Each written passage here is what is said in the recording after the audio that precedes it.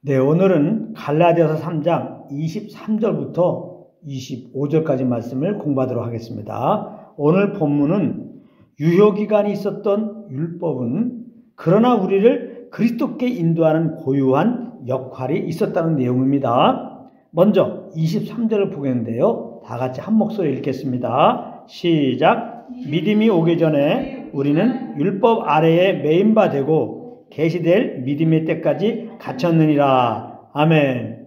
여기에 보면 믿음이라는 단어가 두 개가 나오는데요. 다 약속 따라 오신 그리스도를 말씀한 것입니다. 그래서 이 말씀은 곧 그리스도께서 오시기 전에 우리는 율법 아래에 매인 바 되고 계시될 그리스도의 때까지 갇혔느니라 라고 해도 되는 것입니다. 이 말씀 곧 율법의 유효기간을 말씀하고 있는 것입니다. 여기 마지막에 보면 믿음의 때까지 갇혔느니라, 즉 그리스도의 때까지 갇혔느니라 라고 해서 율법의 유효기간은 그리스도의 때까지라는 것입니다. 19절에서 우리가 동일하게 그 부분을 공부했는데요. 한번 제가 읽어보겠습니다. 그런즉 율법이 무엇이냐? 범법함으로 더하여진 것이라 천사들을 통하여 한 중보자의 손으로 베푸신 것인데 약속하신 자손이 오시기까지 있을 것이라 그랬어요. 율법은 약속하신 자손, 즉 그리스도께서 오시기까지 있을 것이라 이렇게 말씀한 바 있습니다.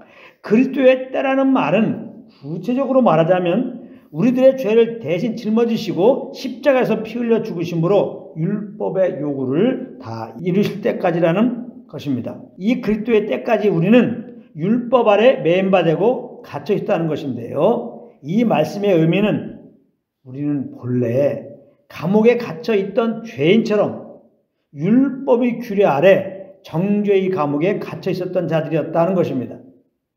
여러분, 율법은 죄를 깨닫게는 해주지만 그 죄를 해결해 주지는 못하는 것입니다. 그래서 율법 아래서는 정죄를 받게 되어 있는 거예요. 그러므로 믿는 자들은 율법의 행위로 의롭다함을 얻으려고 하면 안 되는 것입니다. 율법을 잘 지켜서 하나님과 올바른 관계를 맺으려고 하면 안 된다 이 말씀이에요. 그것은 정죄에 빠지는 지름길이 되는 것입니다. 왜냐하면 마음은 원이라도 우리는 연약하여 결코 그렇게 살지 못하게 되기 때문입니다. 그래서 오늘 본문은 그리스도께서 오시기 전에 그리스도의 때까지 이렇게 기록하지 않고 믿음이 오기 전에 믿음의 때까지 이렇게 기록한 것입니다. 굉장히 의미가 있어요. 믿음으로 행하지 않으면 혹 구원을 받고 그리스도 안에 있더라도 여전히 율법 아래에 매인 바 되고 그 율법에 갇혀있는 정죄 가운데 빠져있는 삶을 살게 되기 때문입니다. 우리가 우리 힘으로 주님을 잘 섬기려고 하면 그게 율법 아래 매인 삶이 되는 거예요. 그러면 그리스도 안에서 정말 자유함을 누려야 되는데 이 정죄받고 눌려있게 된다 이 말이에요. 얼마나 많이 그렇게 믿는다고 하는 분들이 있는지 몰라요. 24절은 그럼 왜 율법을 주셨는가를 설명하고 있는 내용입니다. 우리 또 같이 읽겠습니다. 시작. 이같이 율법이 우리를 그리스도께로 인도하는 초등교사가 되어 우리로 하여금 믿음으로 말미암아 의롭다함을 얻게 하려 함이라. 아멘. 여기 보면 율법은 우리를 그리스도께로 인도하는 초등교사의 역할로 주신 것이라는 겁니다. 이게 무슨 말씀이냐? 우리는 19절에서 이미 율법은 죄를 깨닫게 하기 위해서 주신 것임을 공부했습니다. 그런데 여러분, 죄를 깨닫게 되면 어떻게 됩니까?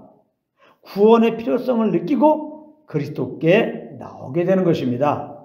그래서 율법은 우리를 그리스도께로 인도하는 초등교사라고 말한 것입니다.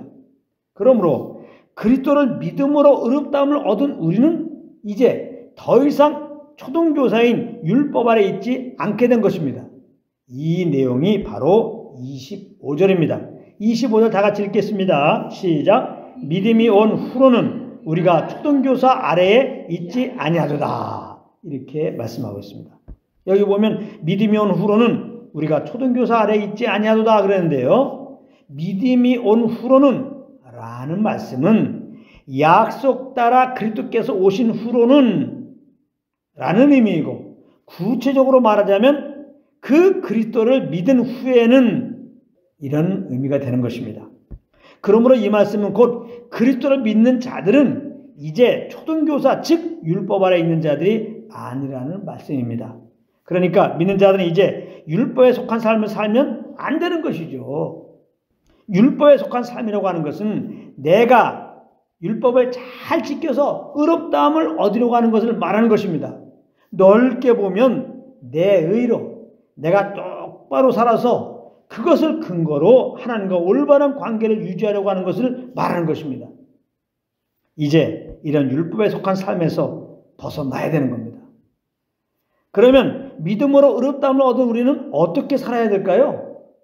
바로 그리스도를 믿는 믿음으로 살아야 되는 것입니다. 로마서 1장 17절입니다. 복음에는 하나님의 의가 나타나서 믿음으로 믿음에 이르게 하나니 기록된 바 오직 의인은 우리 예수 믿고 의인 됐어요. 예수 믿은 우리들은 믿음으로 말미암아 살리라 한 것 같으니라. 분명하게 말씀하고 있습니다. 믿음으로 사는 것은 곧 우리 안에 계신 성령을 쫓아 사는 것을 말하는 거예요.